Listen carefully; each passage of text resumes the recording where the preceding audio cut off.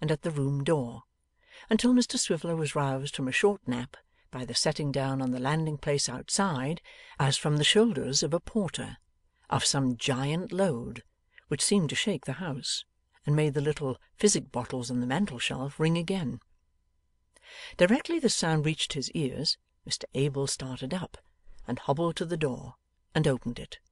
And behold, there stood a strong man with a mighty hamper, which, being hauled into the room and presently unpacked, disgorged such treasures as tea, and coffee, and wine, and rusks, and oranges, and grapes, and fowls ready trussed for boiling, and calves' foot jelly, and arrowroot, and sago, and other delicate restoratives, that the small servant, who had never thought it possible that such things could be except in shops, stood rooted to the spot in her one shoe, with her mouth and eyes watering in unison, and her power of speech quite gone.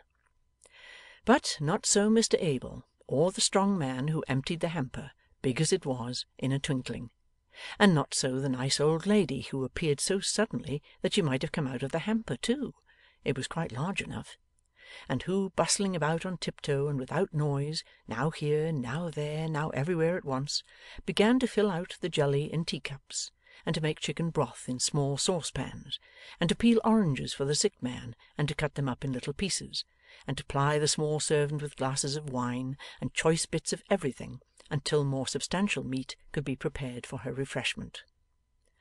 The whole of which appearances were so unexpected and bewildering, that Mr Swiveller, when he had taken 2 oranges and a little jelly, and had seen the strong man walk off with the empty basket, plainly leaving all that abundance for his use and benefit, was fain to lie down and fall asleep again, from sheer inability to entertain such wonders in his mind.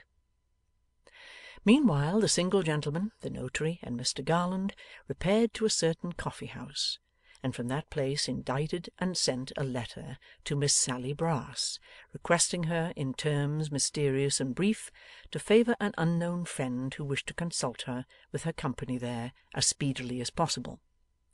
The communication performed its errand so well, that within 10 minutes of the messenger's return and report of its delivery, Miss Brass herself was announced.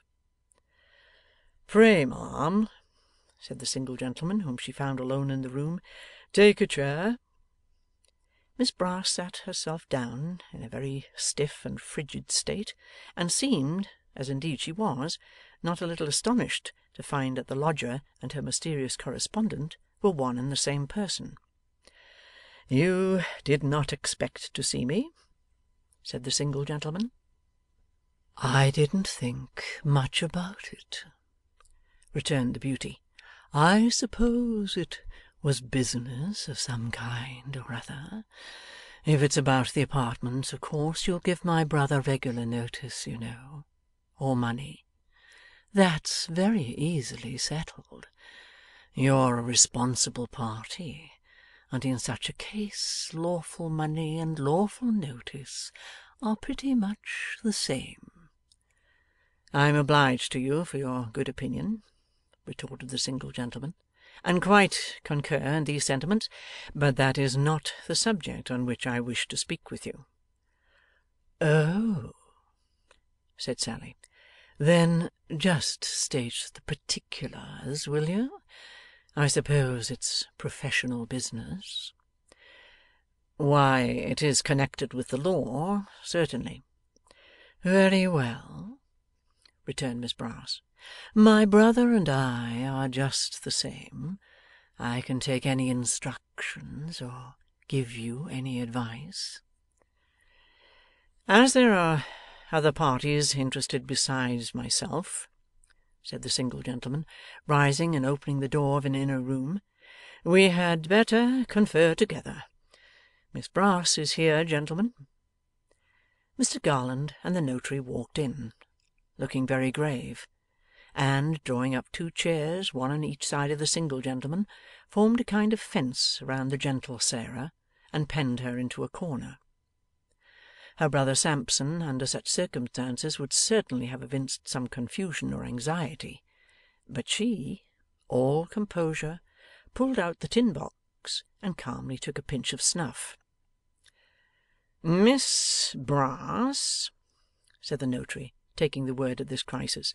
'We professional people understand each other, and when we choose can say what we have to say in very few words. You advertised a runaway servant the other day.' 'Well,' returned Miss Sally, with a sudden flush overspreading her features, 'what of that?'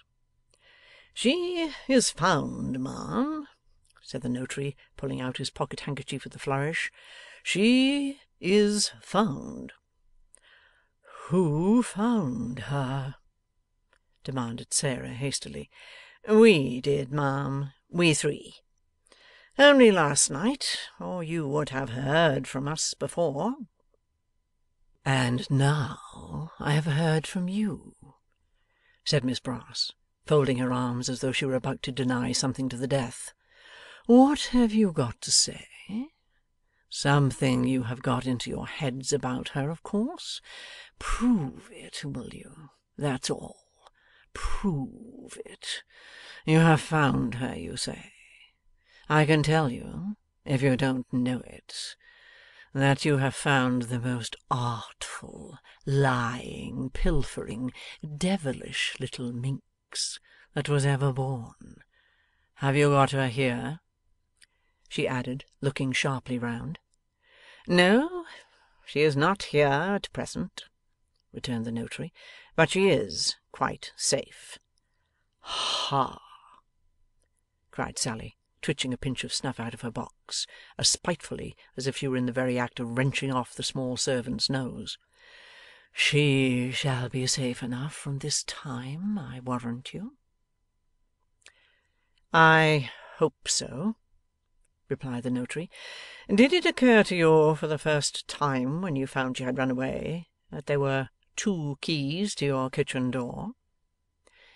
Miss Sally took another pinch, and putting her head on one side, looked at her questioner with a curious kind of spasm about her mouth, but with a cunning aspect of immense expression. 2 keys, repeated the notary.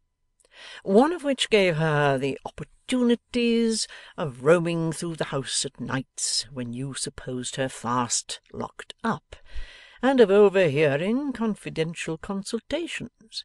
Among others, that particular conference to be described to-day before a justice, which you will have an opportunity of hearing her relate.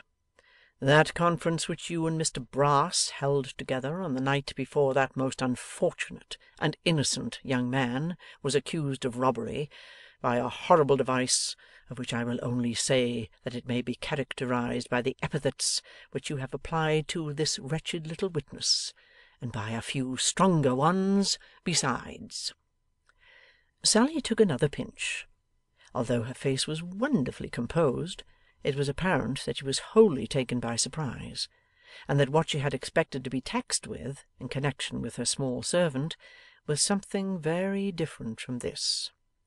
'Come, come, Miss Brass,' said the notary, 'you have great command of feature, but you feel, I see, that by a chance which never entered your imagination, this base design is revealed, and 2 of its plotters must be brought to justice. Now, you know the pains and penalties you are liable to, and so I need not dilate upon them, but I have a proposal to make to you. You have the honour of being sister to one of the greatest scoundrels unhung, and, if I may venture to say so to a lady, you are in every respect quite worthy of him.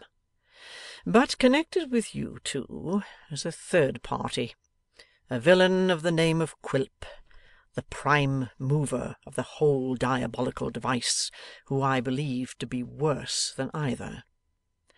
For his sake, Miss Brass, do us the favour to reveal the whole history of this affair. Let me remind you that your doing so, at our instance, will place you in a safe and comfortable position. Your present one is not desirable, and cannot injure your brother, for against him and you we have quite sufficient evidence, as you hear, already.